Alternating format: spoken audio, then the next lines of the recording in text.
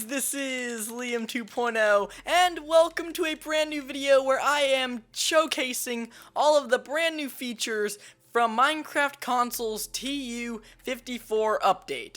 Now, actually, they're not brand new, so I have a little bit of explaining to do. When this update came out, I was actually on vacation, so unfortunately I wasn't able to make any videos on it or like play around with it.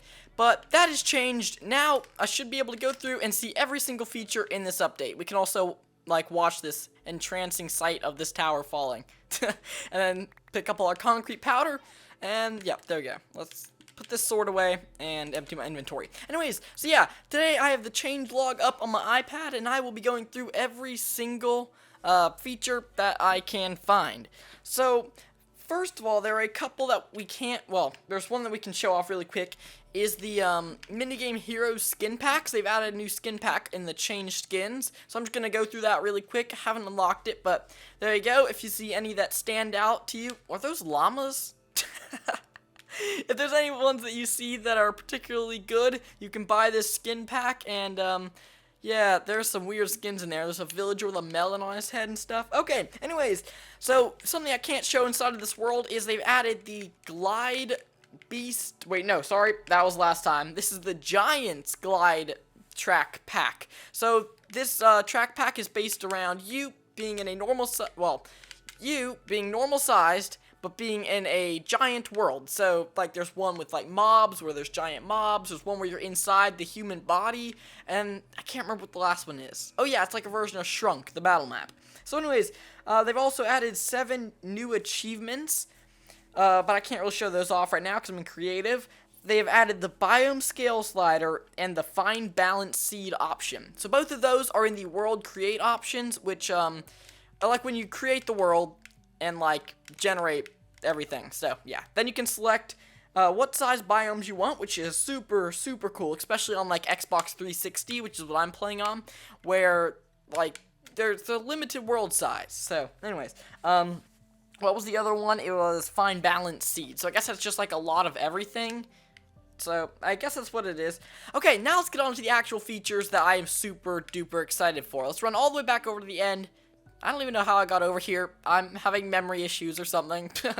So, the first feature that we're going to be looking at is llamas. So, of course, there are 4 different types of llamas. We have the gray, brown, gray, white, and tan, I guess. So, I really love llamas. They're pretty cute looking. I mean, yeah, look at those guys. So, there's a couple cool features about llamas that make them amazing. So, first of all, let's grab a wolf spawn egg. I don't know where exactly it is because they've added so many new things. Okay, so spawn a wolf real quick, and the llamas should spit at it.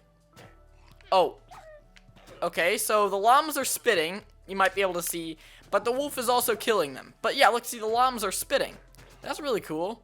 Okay, well, I don't want to end my llama's lives, so let's try to kill this wolf real quick. Oh, I think I killed the llama instead. Come here, wolf. Okay, there we go. Killed the wolf. But anyways, yeah, llamas spit at wolves, so if you have them in your sheep farm, they can protect your sheep. But also, they can... Oh, great. They're spitting at each other. This isn't good. Maybe we should just let them finish this. Okay, then, let's go ahead and go into my inventory and grab some carpet. So, obviously, with horses, you can put, like, saddles on them, but with llamas, when you tame them, you put, yeah, he doesn't have much health left, does he? Well, actually, he's got plenty of health. He's a llama. He's got lots of health. I can't really tame him, but you tame them in the same way as horses.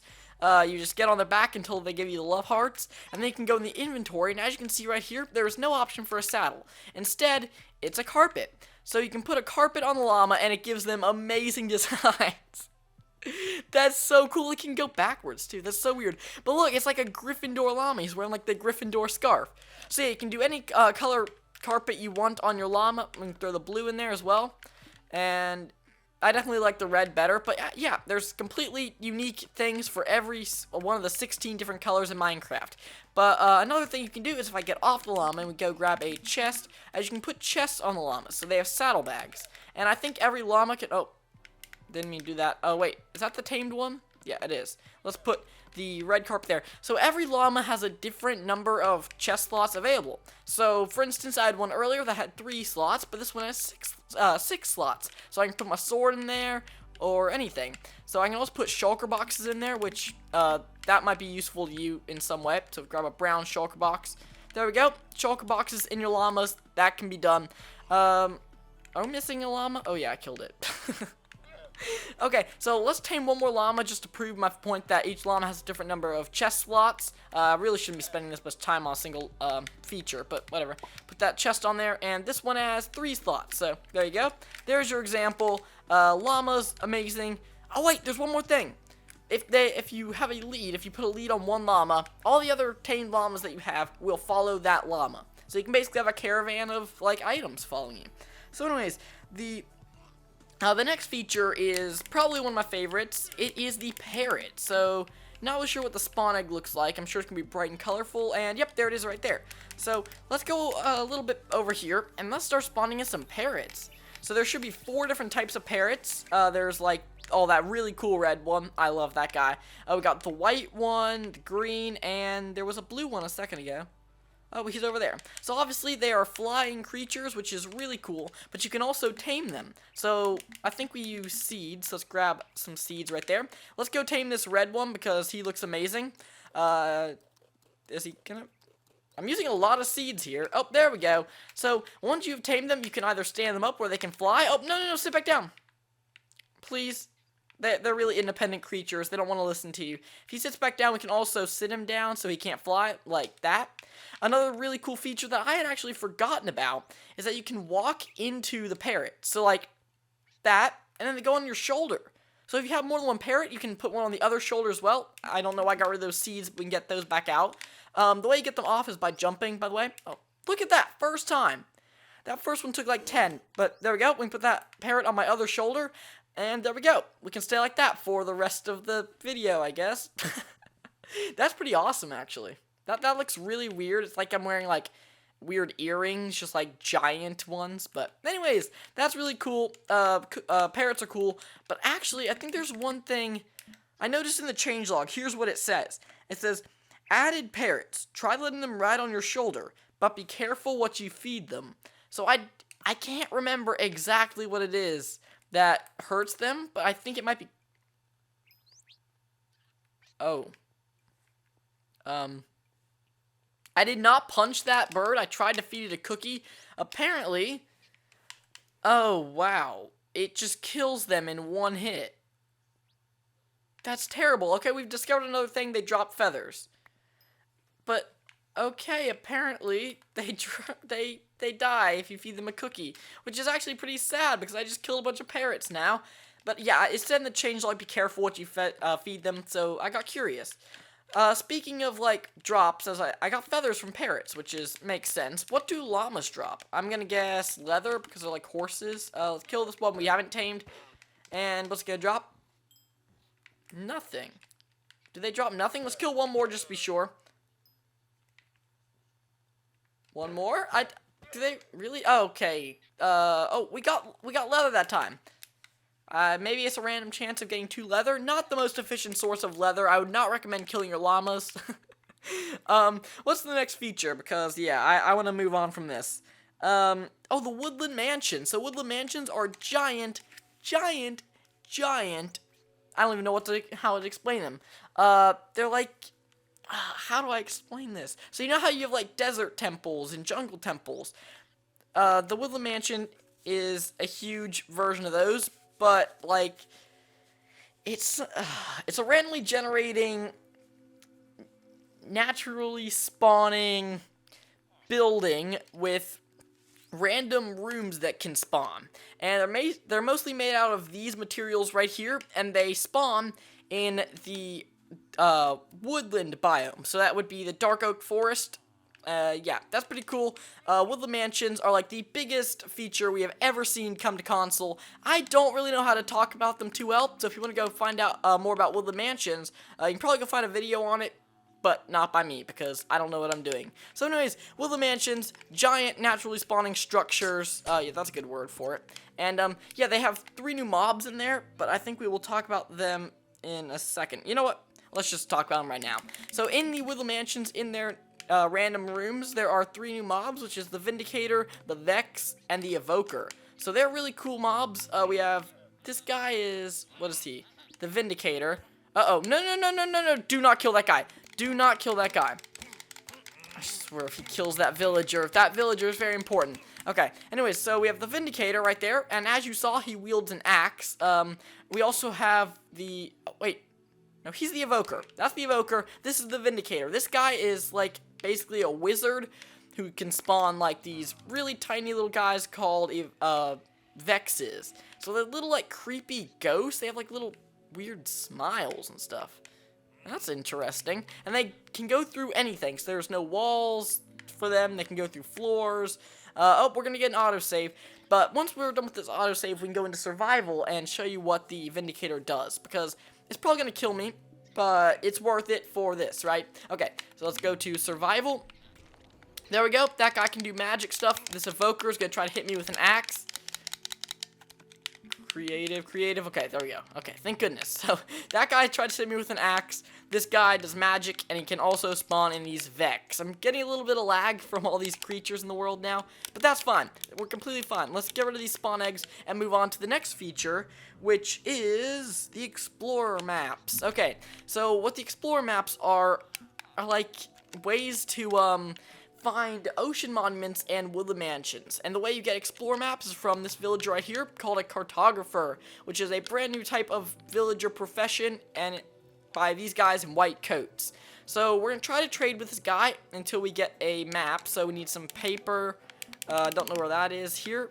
There we go. We can grab some emeralds as well. I think he's going to need a compass. There's some certain things that he always trades with. So there we go. Let's go into this guy. We're going to grab an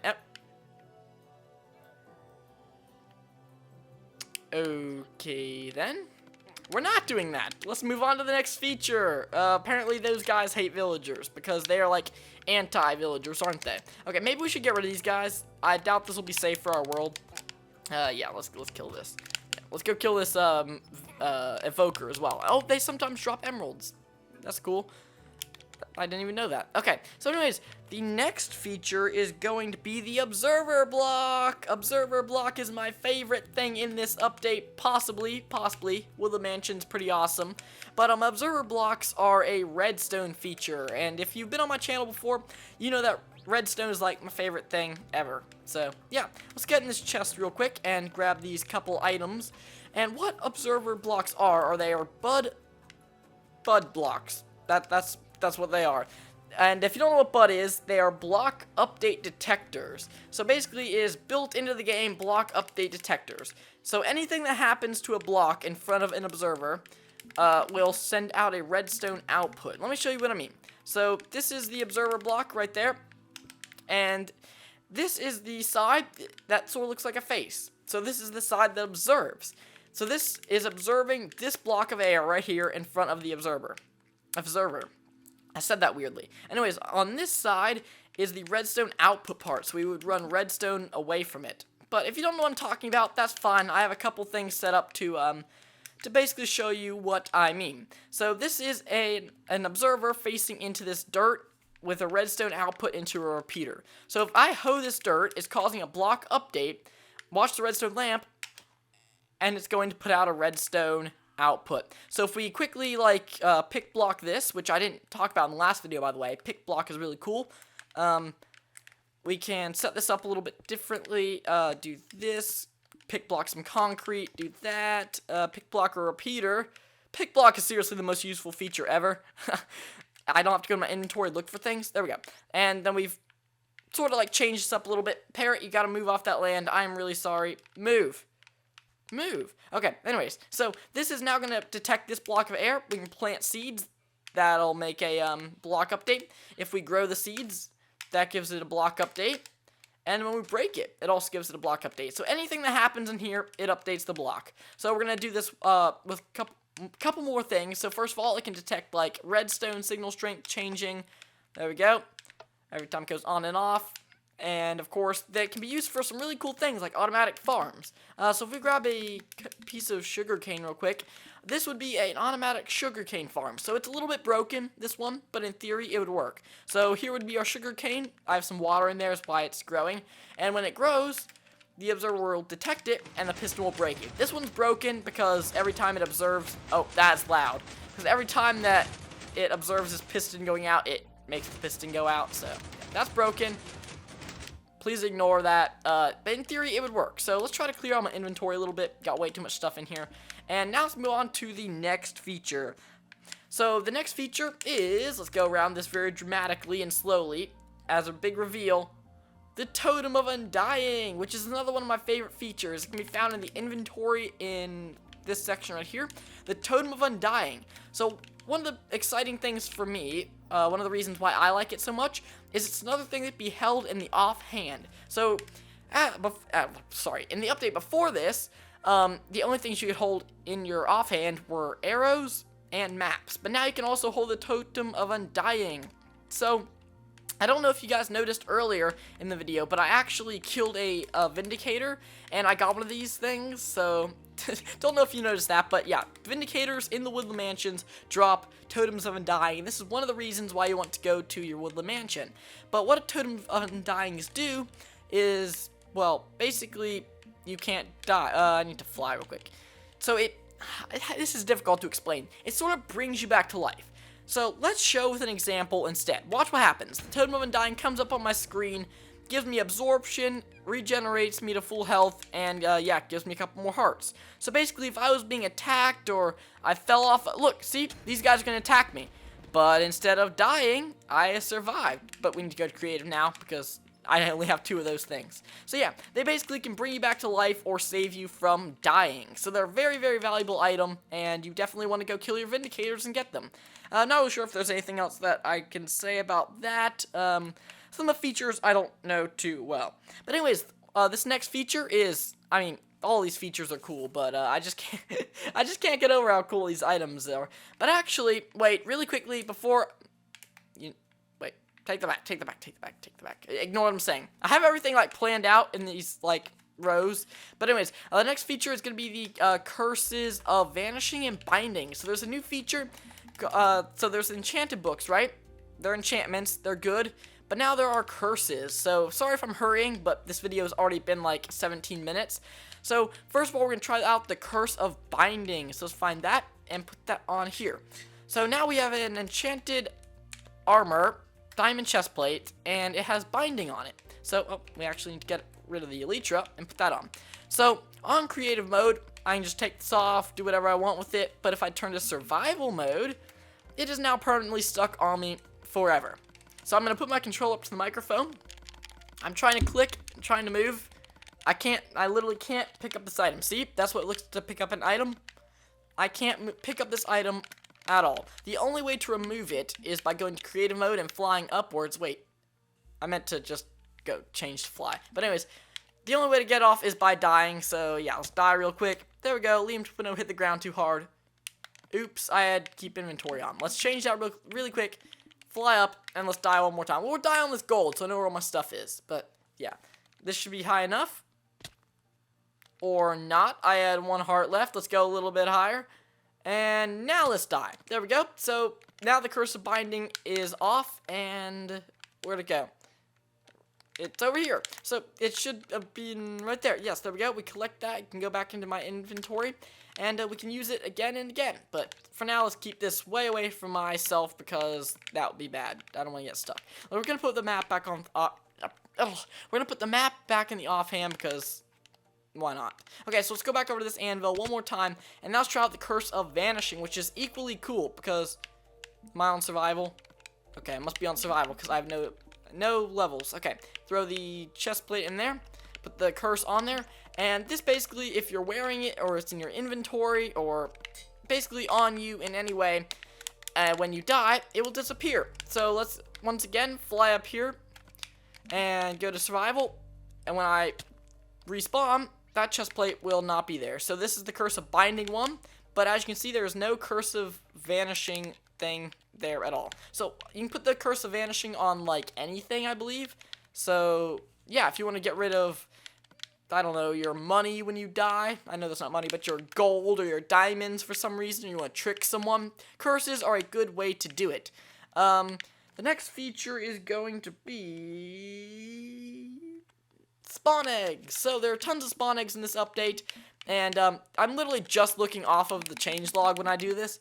But as you can see, this inventory's got a little bit messed up because they've added so many things. But there are several new features, or sorry, new spawn eggs that have been added that we have not been able to spawn before. So this one you gotta be really careful about because it looks exactly like the villager egg. That's the spawn zombie villager. I'm gonna go through here pretty carefully just to make sure I get everything. Elder Guardian, and then is there anything else? I think we got it all. Actually no, there's the zombie horse and a skeleton horse. Okay, so there we go. That is, I believe, 6 new spawn eggs for things that have been in the game, but we haven't been able to spawn. Those things are the wither skeleton, looking very nice and scary. We have the stray. That's pretty cool.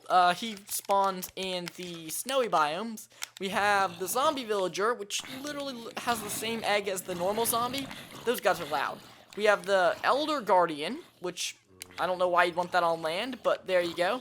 The zombie horse and the skeleton horse. I don't even know what this zombie horse does, but whatever. Skeleton horses are part of a skeleton trap, I know. So, yeah. Oh, they are very noisy. Let's get away from there. What is the next feature? Let's look at my changelog. It would be dyeable beds. So here we go, guys. These are the brand new dyeable beds. They are found in the miscellaneous section of the inventory, and they're crafted just by putting any type of bed with dye, or by using colored wool to craft a bed. So anyways, these are some of the colors. Just, they're very vibrant, and I really like them. Unfortunately, red's my favorite color. So, I don't really have a use for these other beds. But, we can't really sleep in them. Let's just sleep in a side. Oh. I didn't mean to do that. I meant to set tonight. This is not good. Okay. I was slain by a wither skeleton. Let's go back to creative, because I didn't even mean to get off of creative. And let's go over to the bed where I died. Get my stuff. And now, let's go sleep in a cyan bed, because, this is not going to plan. This is really not going to... No! Back to creative. I'm so sorry. This is so unplanned. Okay, let's put the elytra back on.